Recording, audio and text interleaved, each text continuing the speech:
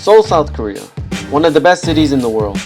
Korea's culture is deep and plenty. Many things to do, many places to hang out at. On tourist maps, you'll find places like Myeongdong, Itaewon, and Apgujeong. Great places, but it gets old after a while. Hidden within Seoul are ethnic neighborhoods that you've probably never heard of. They aren't too far by subway, and it's really worth the trip. I decided to check it out for myself. My journey started from my house at Seoul University. I first made my way down to Haewha for the Filipino market, then to Gwanghidong for Little Russia, then to Icheondong for Little Tokyo. After that, Seoul French Village, and last, Chinatown in Taerim. Taking the subway to each of these areas was easy. The hard part was finding the neighborhood.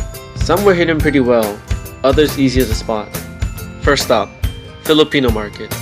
This was easy to find. Once you approach the market, you smell the food, hear the language, and see people enjoying themselves. Although it was really small and brief, it was very enjoyable. Next stop, Little Russia. This was hard to find at first, but once you see Korean words forming into Cyrillic, you've arrived. The neighborhood may not be completely Russian, but once you step into a restaurant, it's as if you are in Russia. The food was excellent and felt homemade. The area is scattered with little bits of Russia here and there, and if you're feeling adventurous, why not walk around and check it out? Next, Little Tokyo. This was also hard to find. Many of the Japanese businesses were hidden, but as you walk around, you hear conversations in Japanese. The neighborhood was open, making it very enjoyable for a stroll. At first, it may seem like you are walking around apartments, but as you look closely, you will find hidden places.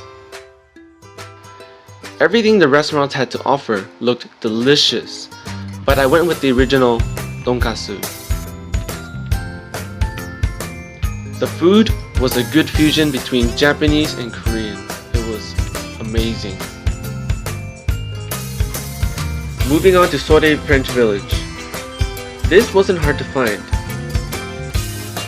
The names of the wineries and the restaurants made for a fun way to practice my French. The area even has a French school. As you walk up and down the neighborhood, you hear different languages that will leave you wondering where you are. The Paris croissant here is famous for using French ingredients. The ambient of the bakery itself feels very different from the other Paris croissants in Seoul. And lastly, Chinatown. This was the easiest to find by far. Once you leave the subway exit, it's as if you have stepped out into China. You hear the language, smell the food, see the interactions between people, and you see all the bright lights. As you walk down the street, you're left wondering what foods you should try, whether it be the baked goods, barbecue, or spicy noodles. In the end, if you want to explore a new culture, you don't always have to leave the country.